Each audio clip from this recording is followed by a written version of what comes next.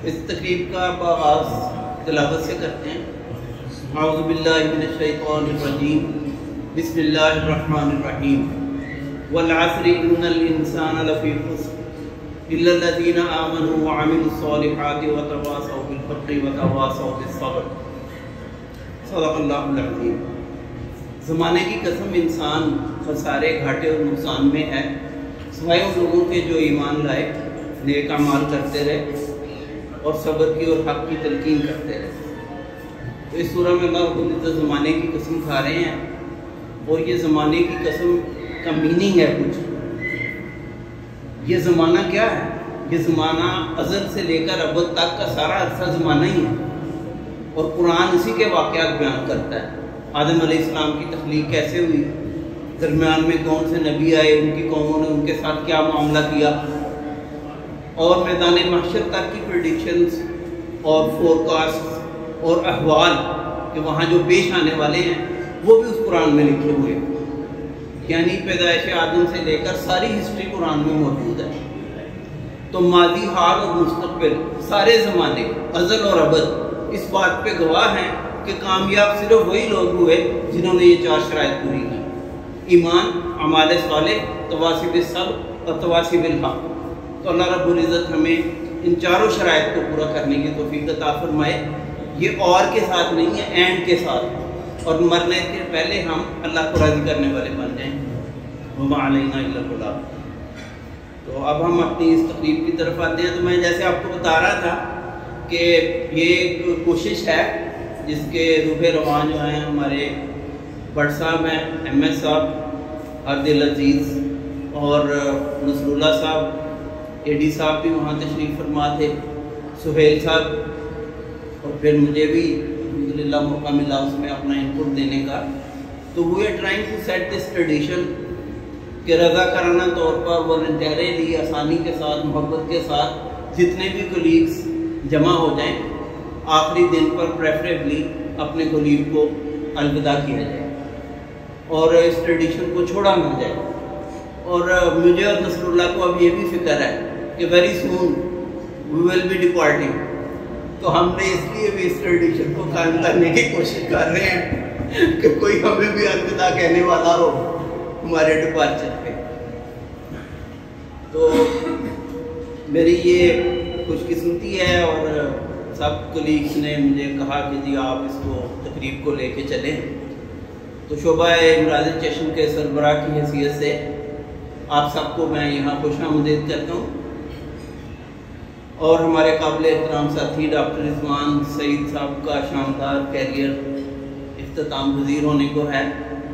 2 दहाइयों से ज़्यादा उनका कैरियर है और जिसमें से 2 दहाइयाँ तकरीबन हमने एक ऐसी दीवार दरमियान में थी जिसके कान बहुत तेज़ थे, तो उस दीवार के क्रॉस हमने 2 दहाइयाँ गुजारनी है ऑलमोस्ट। तो इसलिए हम एक दूसरे के राजों के अमीन भी हैं, क्योंकि हम तो एक दूसरे की सरगोशी भी सुन सकते थे। और माशाल्लाह गुज़श्ता 20 सालों से अपनी महारत लगन से डॉक्टर साहब ने यहाँ खिदमत दी और मुझे ये एजाज़ हासिल है कि मुझे खुद रिजवान साहब ने सिलेक्ट किया था। मुझे जो उनकी पहली मुलाकात हुई थी रिजवान साहब से, वो वापडा हाउस में उन दिनों बड़े एहतमाम के साथ इंटरव्यूज़ होते थे। अभी डॉक्टर नसरुल्लाह साहब और मुझे इस्लामाबाद जाने का शर्फ हासिल हुआ था और दोस्तों को भी इंटरव्यूज़ के लिए। तो इस तरह के बदनज़्म और इस तरीके वाले इंटरव्यू नहीं होते थे। वापडा हाउस में वो इंटरव्यूज़ होते थे, क्रॉस द टेबल वो पूरे बैठी होती थी अथॉरिटी और एक एक्सपर्ट भी होता था। तो मुझे जब इन्होंने आई का कोई क्वेश्चन पूछा फ़िक़्ह के बारे में, तब मुझे पता चला कि ये बंदा आई स्पेशलिस्ट है। इत्तेफाक से हमारी पहले तो मुलाकात नहीं थी। तो मेरे तो वो मोहसिन है, he is one of those who selected me for this job. तो थैंक यू रिजवान साहब। और अब ये 19 जुलाई को जो है अपनी नई मरहले की तरफ रवाना हो रहे हैं। तो आज हम उनको अलविदा कहने के लिए यहाँ जमा हुए हैं। तो अल्लाह पाक ने आपको सलाहियत अता फरमाई, आपको हुनर अता फरमाया और आपने बड़े भरपूर अंदाज में वापडा के मरीज़ों को और वापडा के जो एंटाइटल्ड एहलकार थे उनकी खिदमत की और बेशुमार दुआएं समेटी। अल्लाह पाक आपके लिए दोनों जहानों की आसानियों का बंदोबस्त फरमाए और कैरियर के इस मरहले को भी आपके लिए बायस बरकत और बायस रहमत बनाए। तो अब मैं डॉक्टर नसरुल्लाह साहब को दावत देता हूँ कि वो मेडिसिन के सरबराह के तौर पर, मेडिकल के सरबराह के तौर पर अपने ख्यालात का इजहार करें।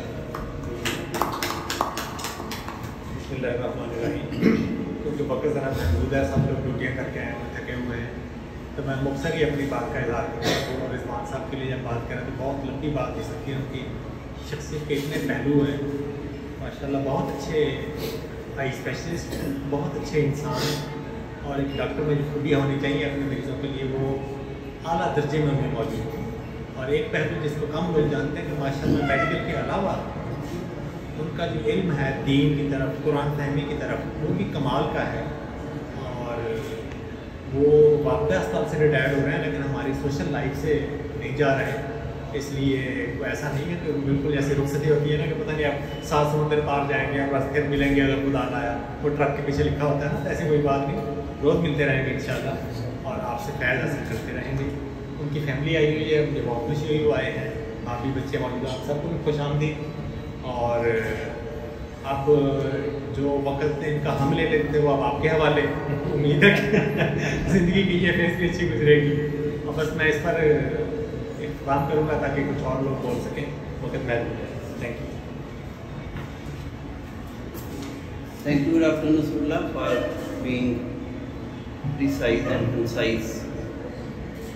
अब हम दावत देते हैं डॉक्टर फयाज अली साहब को कि वो अपने न्यूज़ को थोड़ा सा वक्फा दें और अपने ख्यालात से हमें मुस्तफ़ीद करें।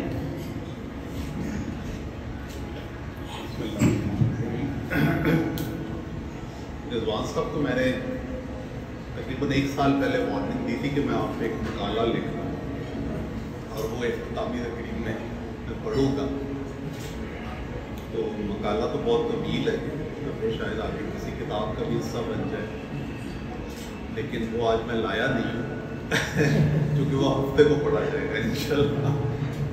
तो वैसे ये कि रिजवान साहब की शख्सियत जो है उसको अगर मैं समअप करूँ तो वो 3 लफ्ज़ जो है ना, मेहनत, ईमानदारी और खुलूस नियत, ये 3 लफ्ज़ जो है अगर इनसे कोई शख्सियत बनाई जा सकती है तो रिजवान साहब। हमें वापडा अस्पताल में बहुत अच्छा दोस्त मिला और हमारे मरीज़ों को एक बहुत अच्छा सर्जन मिला, तो इसमें हम भी खुश नसीब हैं और वापडा अस्पताल के पेशेंट्स भी खुश नसीब हैं।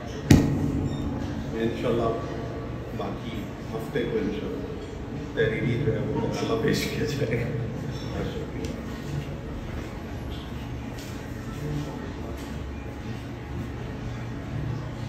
शुक्रिया डॉक्टर फयाज साहब।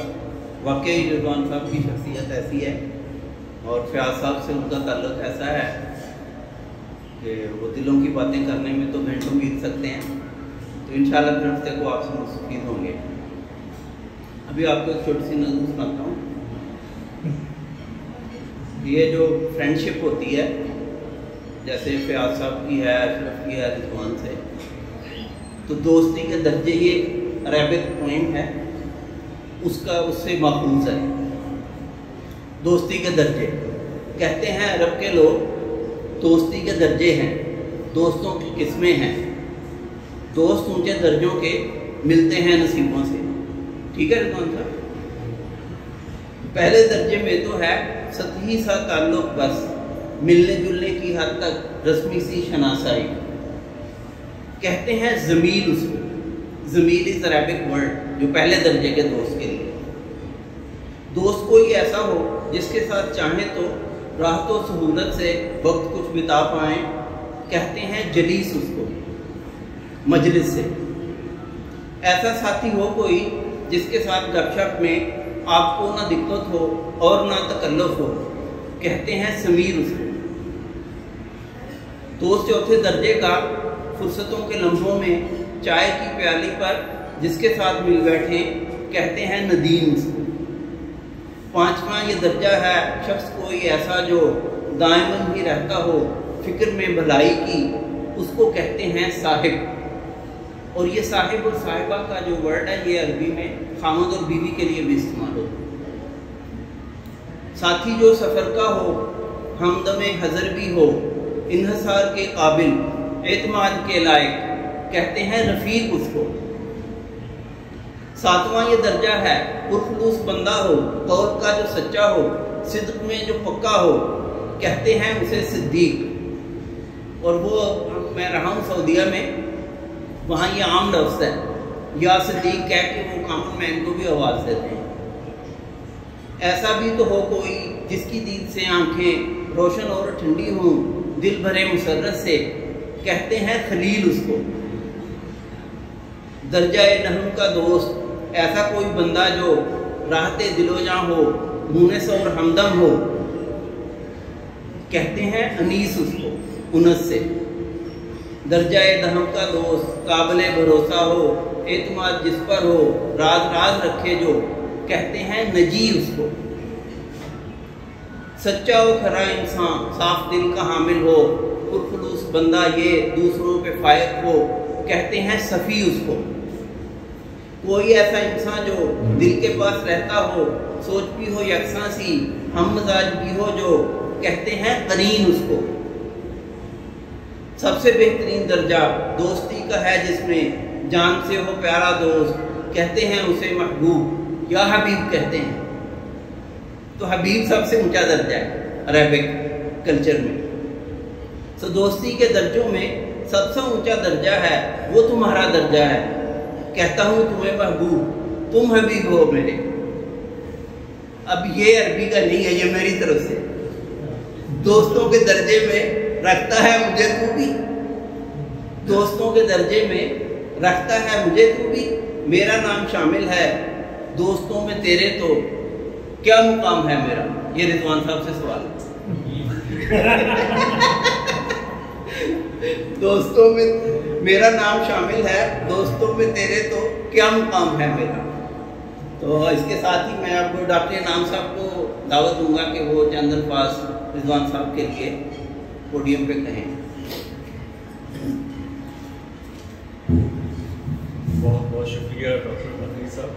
एक्चुअली रिजवान साहब के शक्ल में हमें बहुत अच्छे दोस्त मिले, हम एक काम करते थे, तो हम एक अच्छे दोस्त को बहुत मिस करें।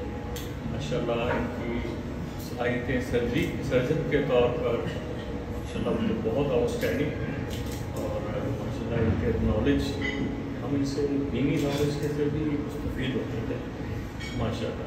अल्लाह ताला सर आपको सेहत दे और आपको अच्छी रहना आगे आपकी इंशाअल्लाह रहेगी।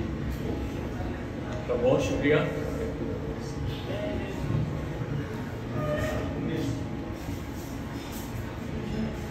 अब मैं दावत देता हूँ MS साहब जनाब आमिर भट्ट साहब से कि वो रिजवान साहब के लिए अपने ख्याल।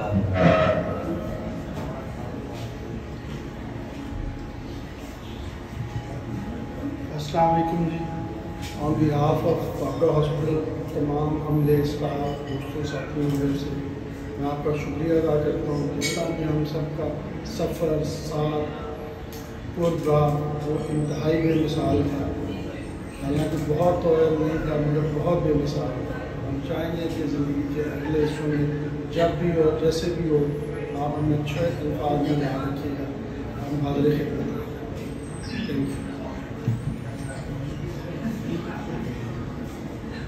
हमारी खुशकिस्मती है कि हाजी साहब भी तशरीफ़ ले आए हैं, जनाब मल्ली साहब। तो अभी वो ज़रा लगता है पार्किंग का इशू है, तो उनको बुलाने से पहले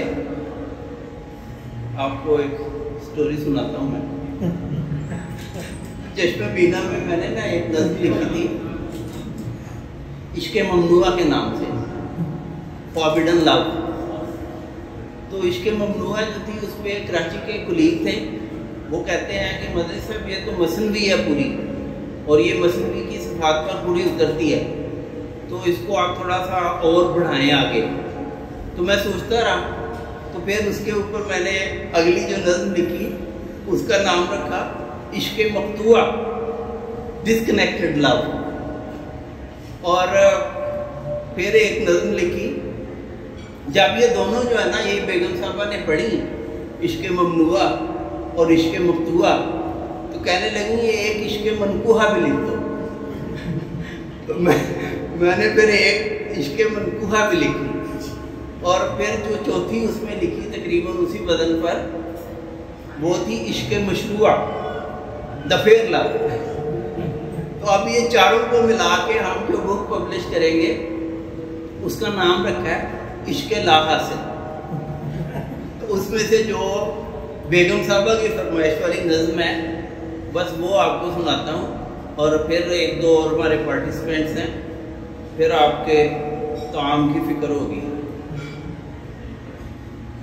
अजीज़त जान ज़ौजा ने पढ़ा जो इश्क़ मक़तूआ, तो बोली है ये बेहतर अब कि लिख दो इश्क़ मनकूहा।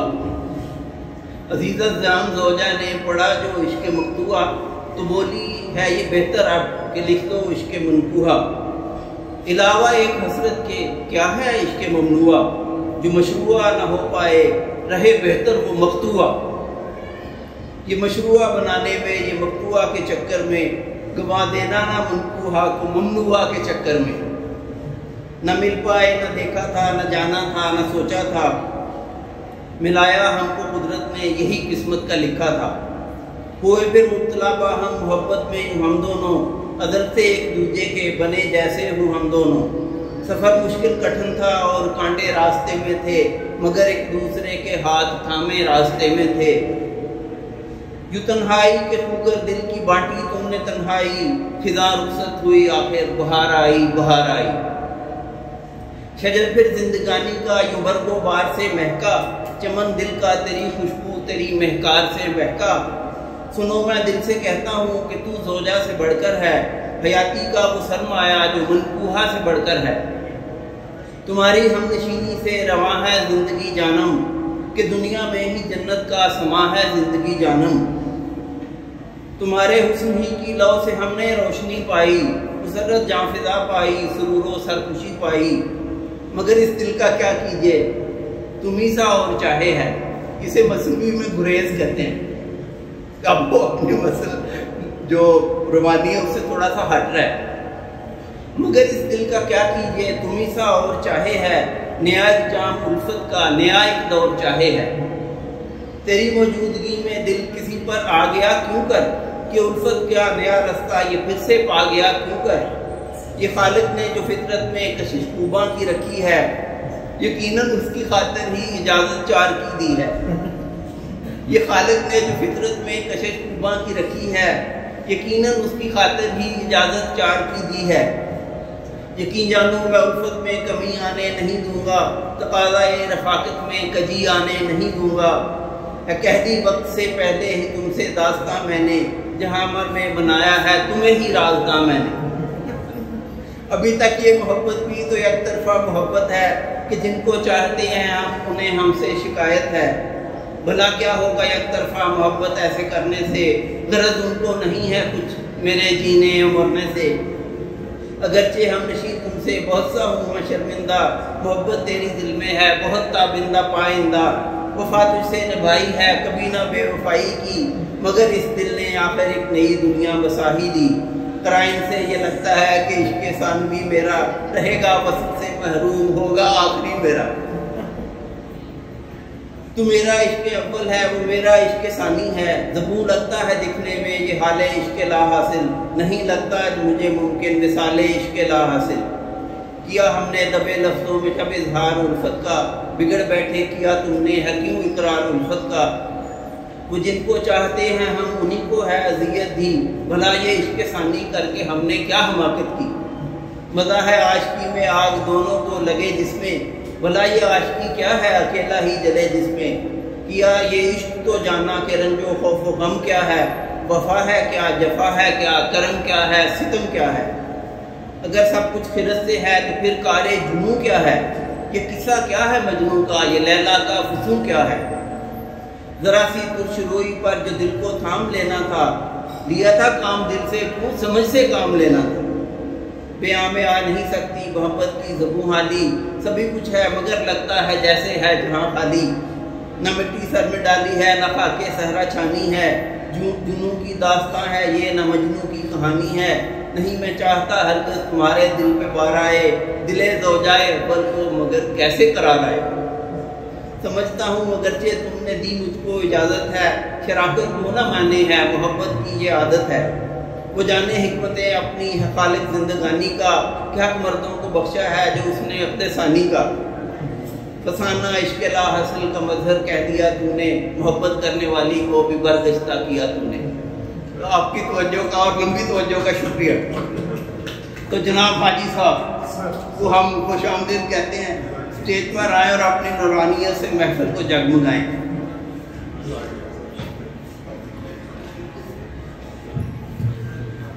अस्सलाम वालेकुम रहमतुल्लाहि व बरकातहू।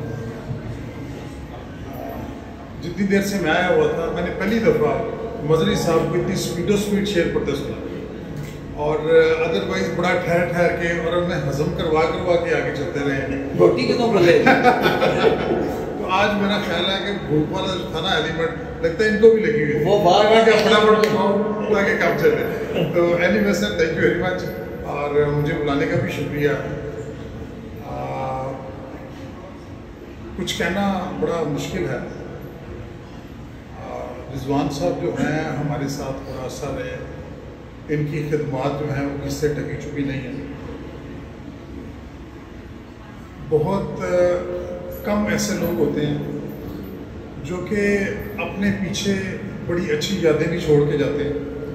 अच्छा, तकरीर हज़म करनी है आपने, मुझे बुला जो लिया तो मैंने बोलना तो है।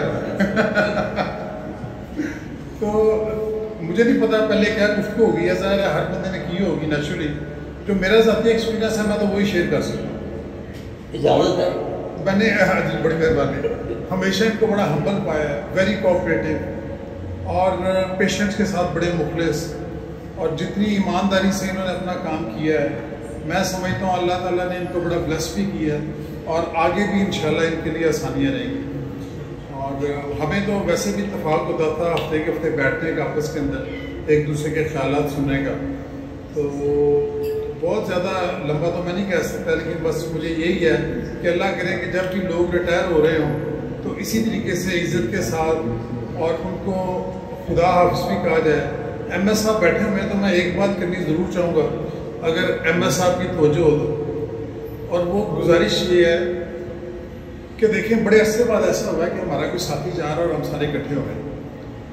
असूली तौर पे एक बंदा अपनी ज़िंदगी देता है किसी भी डिपार्टमेंट को, डजेंट मैटर उसका ग्रेड क्या है या उसका लेवल क्या है, हर लेवल के अंदर, और स्पेशली हमारे लोगों के होना ये चाहिए कि कोई भी डॉक्टर जाए सेम डे उसकी फेयरवेल होनी चाहिए डिपार्टमेंट की तरफ से, हॉस्पिटल की तरफ से। अपने छोटे छोटे ग्रुप जैसे मर्जी करते रहे, लेकिन जो ऑर्गेनाइजेशन है उसको ओन करना चाहिए, जिस दिन उसने जाना भेजना चाहिए। बड़ी अच्छी बात है आपने ये कर लिया है, hats off to you, but अगर आपने ये हॉस्पिटल प्रेमिसेस में किया होता तो I would be a very happy person. वजह ये है कि जो हस्पताल ओन करता है, जिस हॉस्पिटल में आपने काम किया है वहाँ से रुखसत करें। डोली है ना सर, करूँट नहीं चाहिए। अल्लाह अल्लाह। तो मकसद ये है कि आइंदा से गुजारिश यही है मेरी कि आप जब भी करें तो ऐसे ही करें, हॉस्पिटल से CF करें। बेशक आप चाय का कप लाएं, डजेंट मैटर। ये जो अल्फाज होते हैं ना, एक दूसरे की केयर होती है, मैं समझता हूँ ये खजाना है। यही याद रह जाने हैं, आपको खाया पिया, परफ्यूम, गिफ्ट, छोटे मोटे सब कुछ खत्म हो जाता है। ये यादें रह जाती हैं कि मुझे मेरे डिपार्टमेंट ने, मेरी ऑर्गेनाइजेशन ने, मेरे हॉस्पिटल ने कैसे रुखसत किया था। और फिर यह है कि खूबियाँ खामियाँ हर बंदे में होती हैं। बाज़ का हमें ऐसे बंदों को भी रुखसत करना पड़ता है जिनको दिल नहीं कर रहा होता, बट मतलब शुक्र कर रहे होते हैं कि जा रहा है। बट यह है कि इन एनी केस जैसा भी बंदा हो उसको ऑन करना चाहिए हमें। तो ये मेरी गुजारिश है, और इसके साथ मैं इजाज़त चाहूँगा। Thank you.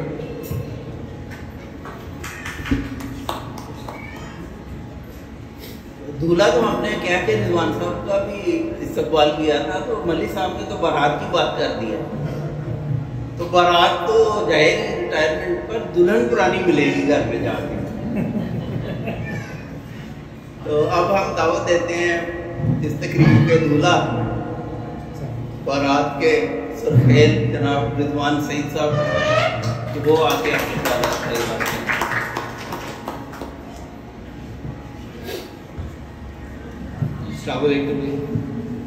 ना मुझे शायरी आती है और शायरी सुन तो लेता हूँ लेकिन समझ कम आती है मुझे, इसलिए मदरी साहब ने जितना भी सुनाया माशाल्लाह अच्छा सुनाया, वो बस ऊपर से ही गुजर गया मेरे। बहरहाल आप लोग जो है सारे इकट्ठे हुए मेरे लिए, मेरे एजाज़ में इकट्ठे हुए, मेरी मोहब्बत में इकट्ठे हुए, आप लोगों का बहुत बहुत शुक्रिया। और मैं फिर मल्ली साहब वाली बात दोहराऊँगा कि ये बात कंटिन्यू रहनी चाहिए और मुझे भी ज़्यादा खुशी होती कि मुझे हॉस्पिटल से ही आप रुखसत करते। मुझे खानों का वैसे भी ज़्यादा शौक़ नहीं है, तो मुझे ये अगर आप हंस के मिल के वहाँ से मुझे रुखसत कर दे तो वो मुझे ज़्यादा खुशी होगी। बाहर आप लोगों का बहुत बहुत शुक्रिया, आप लोगों ने मुझे इज़्ज़त बख्शी और मुझे अपने अच्छे अल्फाज में मुझे याद भी किया, रखा। थैंक यू वेरी मच, शुक्रिया।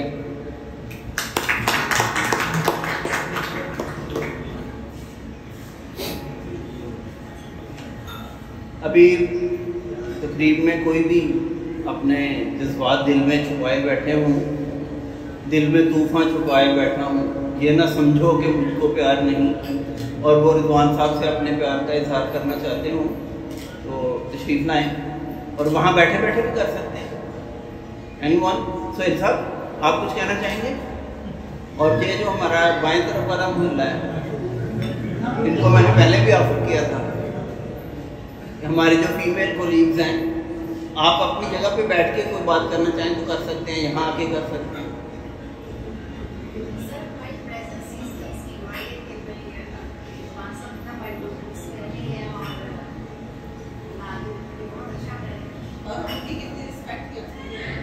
अल्लाह करे अब 1-2 साल बाद मैं और नसरुल्लाह भी आपकी गुड बुक्स में हूँ।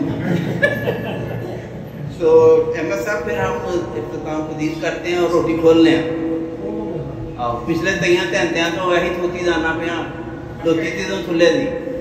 तो क्या कह रहे हैं एडी साहब, क्या इशारे कर रहे हैं? हाँ प्लीज़, वो ये भूल तो ऐसे ही रह गए। जनाब अहमद साहब तशरीफ़ लाएँ। हाँ आपसे शीट इकट्ठे कर, पहले वो बुके ले हैं।